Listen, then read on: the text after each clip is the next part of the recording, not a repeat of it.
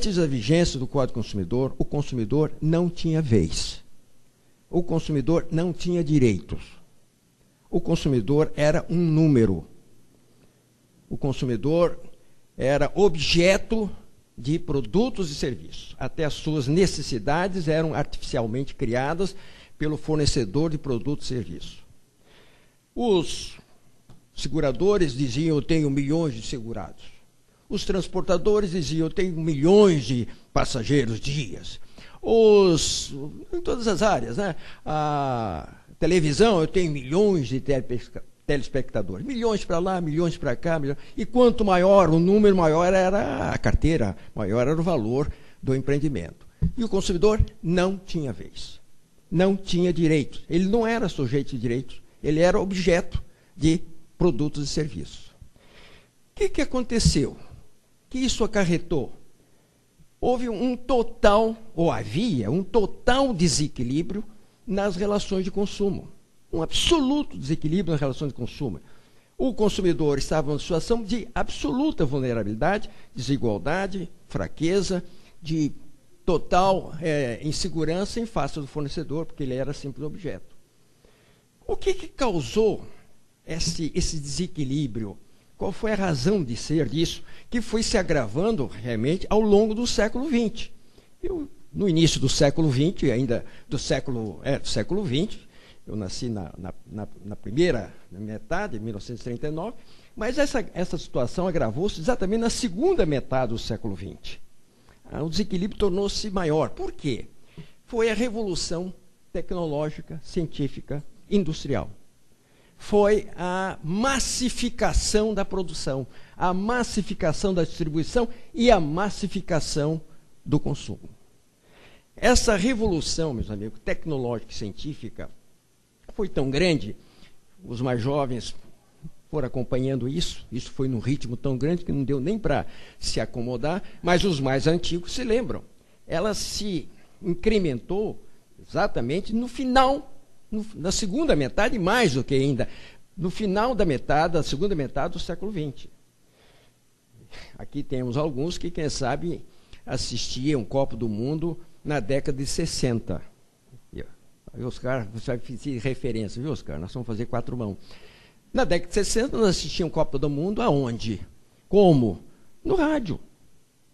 O Garrincha, que era o nosso grande, né, driblador, a gente ficava lá assistindo, e quando o rádio não funcionava, a gente dava porrada no rádio para ele: fala, desgraçado, que a gente quer saber o que está acontecendo.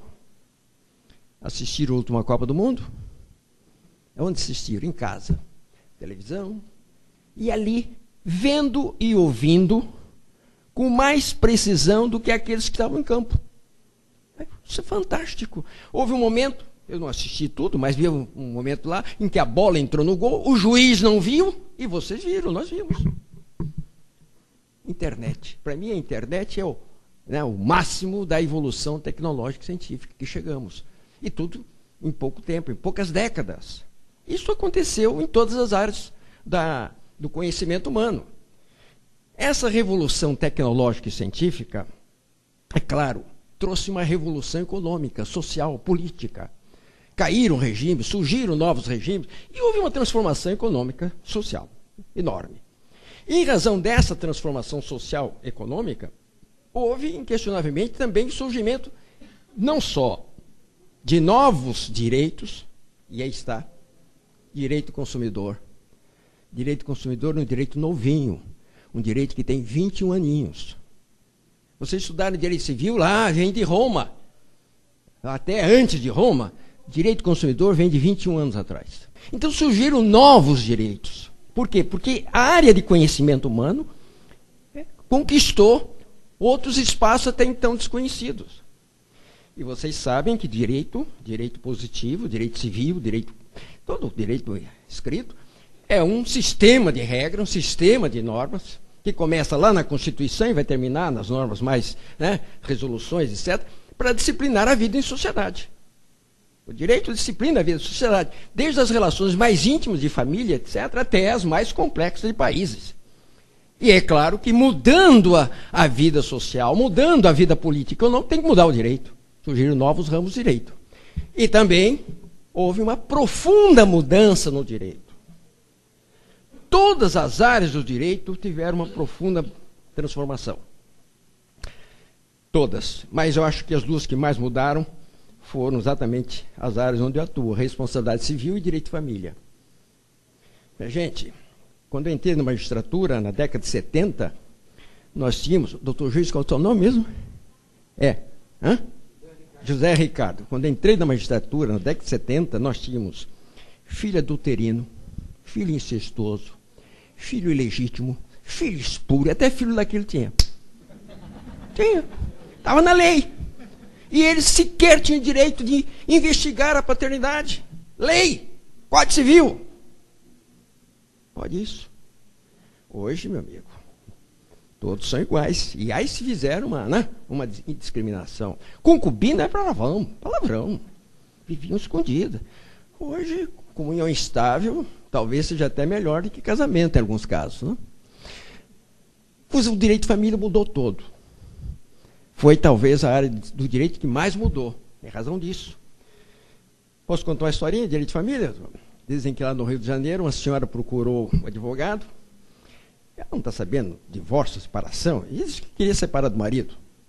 Aí o advogado disse, bem, ótimo, separar comigo mesmo. Né? Mas por que a senhora quer se separar? Ela disse, compatibilidade de gênios. Isso o quê?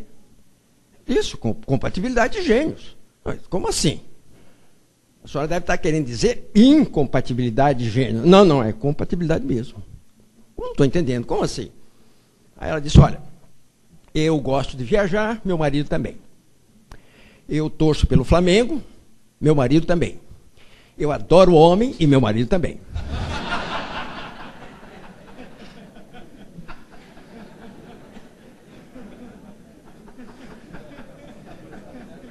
Pois até aí foi a mudança, né?